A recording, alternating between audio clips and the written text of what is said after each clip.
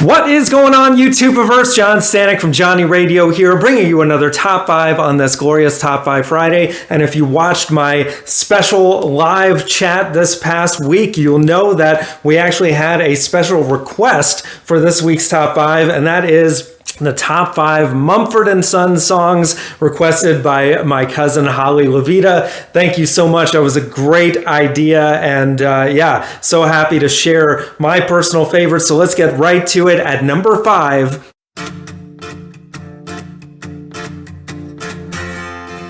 Little Lion Man, one of the singles off of their debut album, Sigh No More, from 2009, which I think most people would agree is their best album. It's just so consistently good. And this, towards the middle of the album, it's one of those upbeat tunes that, you know it as soon as you hear it. It's been a while since I've listened to this album, but I was just listening to it the other day, getting pumped up for this. And it is just such a well-written song. Marcus Mumford, just one of the greatest songwriters in this century. And his voice is amazing, whether he's doing a low register or taking it up to another octave, which he tends to do on all songs. The songs tend to follow sort of a formula at some point, but it's just so good. I kind of consider them to be heavy folk rock, if that makes sense. And this is just a perfect example of that, the band in fine form. And that's my number 5. So now at number 4,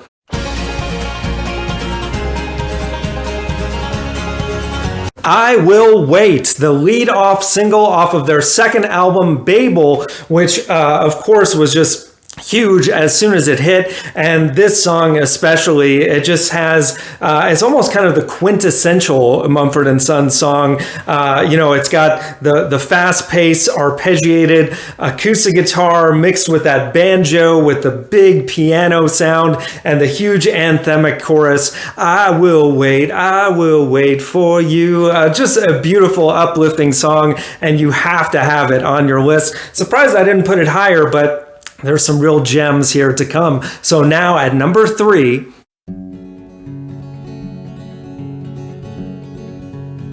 White Blank Page. Oh man, what an amazing song off of their debut album. This one just really shows the range of not just Marcus Mumford's vocals, which are just incredible towards the end of the song, but also just in his songwriting. It's just such a heart-wrenching hard on your sleeve ballad that he's talking about the rage that he feels on the chorus, but then also he dials it back. It's very tender when he says, tell me where was the fault in sharing my whole heart. I know I didn't get the lyric exactly right, but it's just, it's pure, like the humility that comes through in the songwriting on this. It just really gets you right here and makes you really feel sorry for the guy. Marcus Mumford is just one of those, there's not anyone else who really can write a song that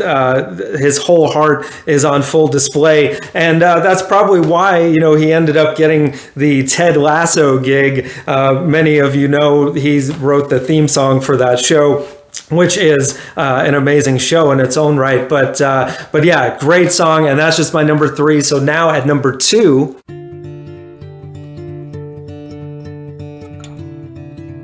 Broken Crown, another real gem on Babel that wasn't released as a single, and kind of in the vein of White Blank Page. It's, this other relationship gone wrong, especially when you get to the end of the song where he says, I will not wear your broken crown. And he's, up in that high register. Man, what a voice Marcus Mumford has.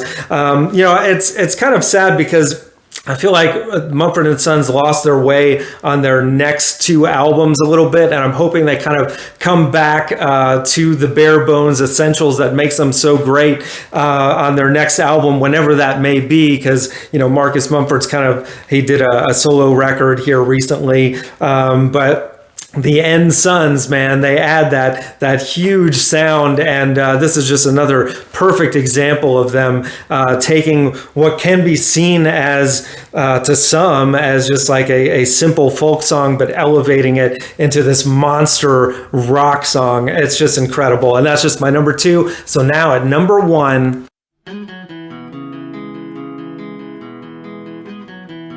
The Cave. I think it was the debut single, I could be wrong, off of Sigh No More, but this is the song that introduced me to Mumford & Sons when I saw them perform it at the Grammy Awards, which I think still stands as like one of the greatest Grammy performances of all time. They just blew my mind how much noise came from these 4 dudes, with Marcus Mumford, playing guitar, playing the drum with the kick drum with his foot. He's an amazing drummer, by the way. He played drums not just with Mumford & Sons on certain tracks, but also with the new Basement tapes, a bunch of different people getting together, doing Bob Dylan songs like with the likes of Jim James and Elvis Costello. Some great songs on that record, by the way. If you haven't checked it out, please do. But oh my God, The Cave is just incredible. And then adding horns into the mix, just with this huge, just raise your fists in the air and sing along chorus.